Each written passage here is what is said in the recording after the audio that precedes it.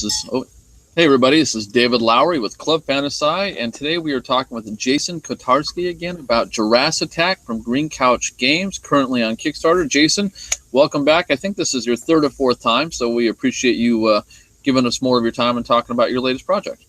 Absolutely. Thanks for having me on, David. It's always a pleasure, man. All right. So as you can see behind us, folks, we have the green light on in the studio here in honor of Green Couch Games. We think that's pretty cool to be able to do that for him. So anyway, JurassAttack is 5 days to go. Only 5 days left on this. You're at $5,254 of the $8,000 goal. Let's talk a little bit about what it is and why this is a great project for people to back. Yeah, so JurassAttack is a game for two players. It's a head-to-head dinosaur battle. And it's got simple rules with some really subtle strategy and kind of neat kind of gameplay that emerges the more you get into the game. In the game, you have a handful of you each have it's a 54 card deck. You have these tarot-sized cards. So they're dino size is what we like to call them. And on your turn, you're going to have 5 cards. On your turn, you're going to choose either one dinosaur or a pack of dinosaurs, meaning dinosaurs with the same name. So we got raptors, and we got the Tyrannosaurus, and the Compies. And I'm going to place a couple of them face down and say I'm going to play 2 cards. My opponent is going to look at their hand, choose however many cards they want to play that are compatible with each other. We're going to reveal them at the same time, and each card has this ferocity, which is kind of their strength. It's a number that you want to have the highest number when you reveal, but there's also some special abilities on each card that gives them some bonuses, some kind of neat interactions. You can sneak some eggs into your score pile by protecting the future generation.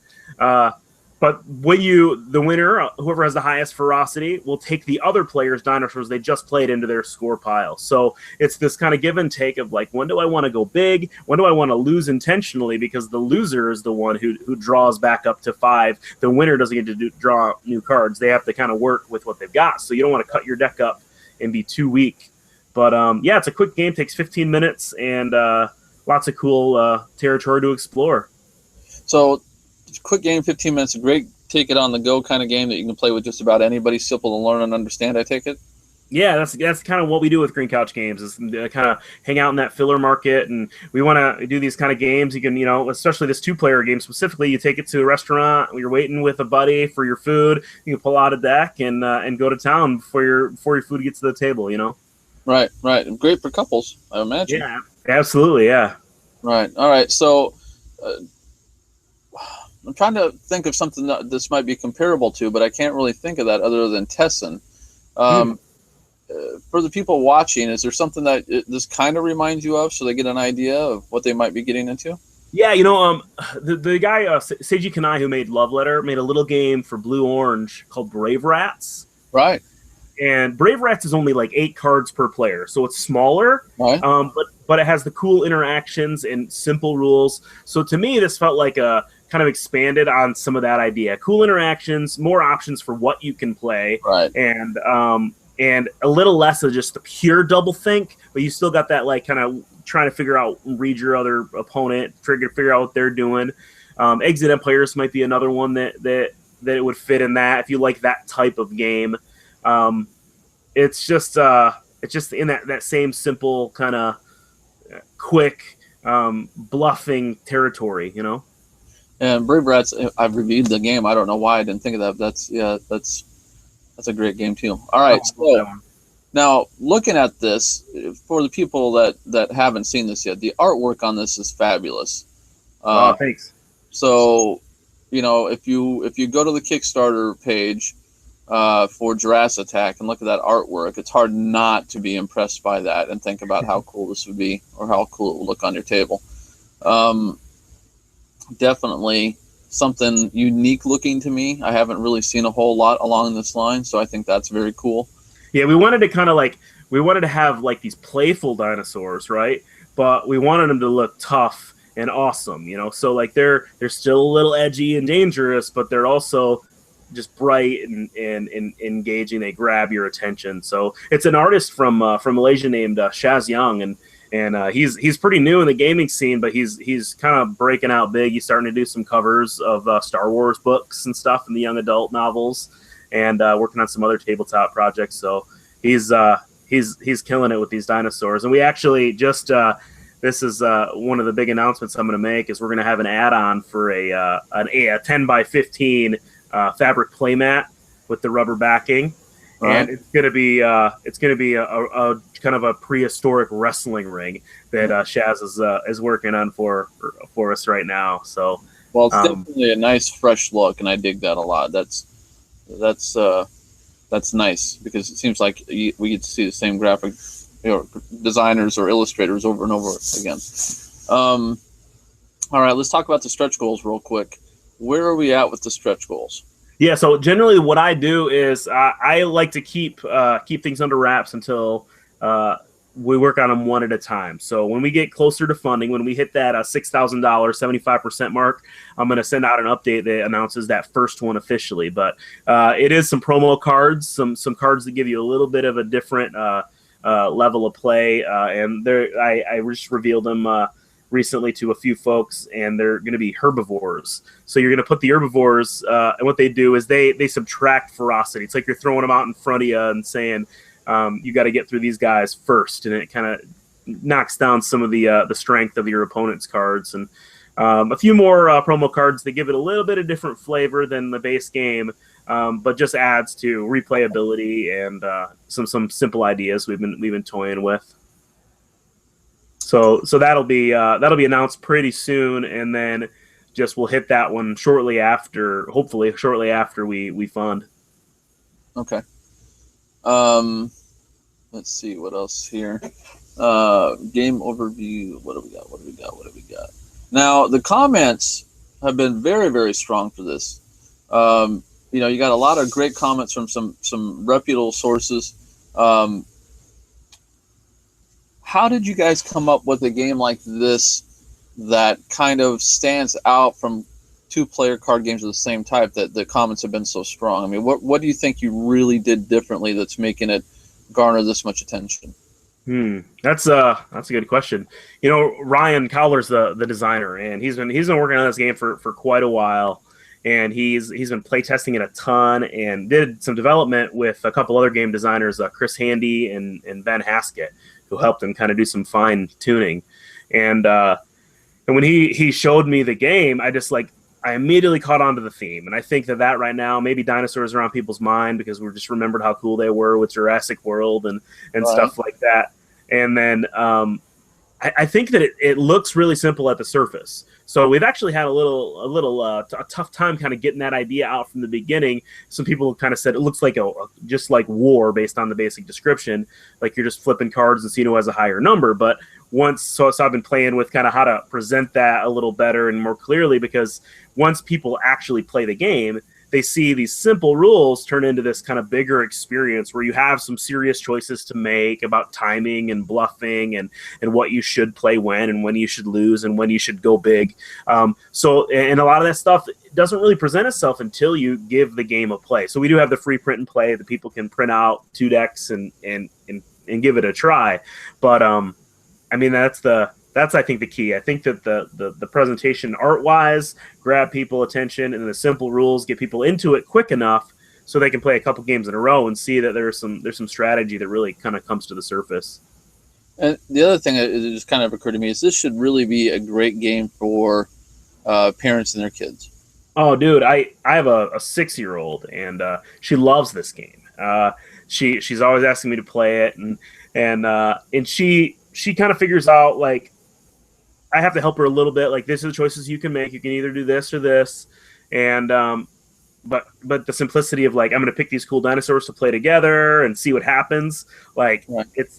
So it's good for basic reading. There's a little bit of text on the cards, so it kind of teaches you the order of operation stuff and just that simple, following the rules on the cards with that simple, hey, we're going to pick some cards. We're going to see who wins, but we got to pay attention to this text too. So yeah, so far it's worked really good with parents and kids. So it's kind of got that 8 and up age range on it, where it is, the younger kids might be able to, the sharp kids who can read already and stuff, below 8 can certainly hang. But All right. So we got 5 days left. Still need to raise a couple $1,000s. How can the people who are watching this best help you?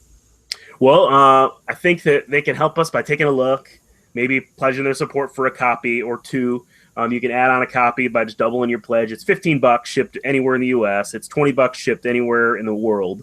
And then additional copies would be 15 or 20.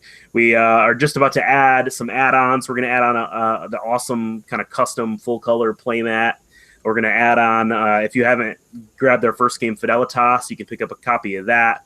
Some of those things. So check out the page, share it with folks, get some new eyes on this project for us. I mean, that would be a huge help.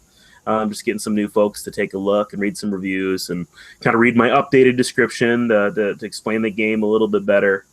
Those are kind of the key ways. Just take another look and share it with some folks. Let's talk a little bit about running a kick. What are us now that there are so many games coming on Kickstarter? I mean, last month or a couple weeks ago, there was 250 games or 220 games on at the same time. Yeah, that was a crazy June. Yeah, it's I think that one of the keys, I mean, I picked a really bad time of year. Everybody keeps telling me I picked a horrible time of year. With Gen Con coming up, people are saving money. But I was hoping with a shorter campaign and the lower point, we'd, knock that goal out really quick. And it's been a little slower than I anticipated, but we're still on track to do fine, especially with folks' help. But I think one of the things you have to do is, I mean, you really have to do your homework, right? You have to get that game out there in front of people, get it reviewed, get people talking about the game, get people playing the game, make sure that you got everything battened down. You can't have partial games on Kickstarter anymore. You got to have a complete product, and you got to really take your time making sure you get it in front of the right audience. You don't have to make a game for everybody, but you do have to figure out who that game is for. Right. So, I think that it's a great, exciting place to be involved, like in the game space on Kickstarter. But it's still a little scary because people see this great opportunity and this great tool, and it gives people a lot of choices. But people give out of different pockets. People have different interests, so you really got to hone in on your people and go for it. And that's kind of what I did from day one with Green Couch, was just said, we're going to make small games. We're going to make fillers. We're going to make stuff that's less than an hour, that's less than, like $20 or less, typically. And that'll be our baseline, like games that are quick to play, easy to learn, and lots of replayability for a wide, variety of folks. So, and little games are the way to go for me, because I don't know, I love them, so I could easily throw my passion behind them, and Right. then people seem to say, hey, there's a lot of stuff on Kickstarter, so for just a few bucks I can get this smaller game, rather than stretching that budget to this behemoth or whatever. Now, you also got another game that you announced with this one. Why don't you tell us a little bit about that one and what your plans are for it? Yeah, totally. So I'm gonna. I just got the preview copies in today. While I was out working on my deck, the FedEx person came by, so I'm looking forward to cracking those open. But it's a game by Matt Wolf, who just did a game with Eagle Griffin Games called Wombat Rescue. It's the wombat pooping game, and it's a really awesome looking game with some really neat stuff, because wombats actually poop cubes. So you use cubes like in a Euro game to track your scent trails. But that's not the game I'm making. That's just Matt's first cool game. So Matt made a game that I picked up at Unpub earlier this year called Avalanche at Yeti Mountain. And the idea is that you're some sweet engineering students who have this great idea to invent rocket-powered skis. And it's a race down the mountain to test out these skis, but not thinking, because you're book smart but not world smart. You didn't think that rocket-powered skis would be the best idea for a mountain covered in snow, because every time you turn them on to rocket jump, you start an avalanche, which increases in speed and is bearing down on you as you're racing away. You also wake a Yeti who goes up and down the mountain trying to get people away from his mountain and keep it safe. So it's a quick race game where 2 to 5 players can play. Artwork by Adam McIver, who did Best Treehouse Ever for me, my last game. And then it's going to be probably hitting Kickstarter late summer, so like the end of August, beginning of September. We're gonna be passing out those review copies and doing demos and stuff at Gen Con if people wanna check out the game. I'm really looking forward to getting that in front of some more people. Awesome. Well, Jason, again, thank you so much for your time today and telling us a little bit about JurassAttack. Get 5 days, folks. We have 5 days to get this funded, so please share it. Go follow them on the social media and do everything you can to help promote this game, especially if you love two-player games. Jason, again, thank you for your time and doing this on such short notice, and we wish you all the best of luck. Awesome. Thanks so much, David. You have a good one, bro. You too. All right, folks, this is David Lowry of Club Fantasci. Thanks for joining us again. Please support this project. Join us at clubfantasci.com and on all of our social media and spread the word. We appreciate it. Game on.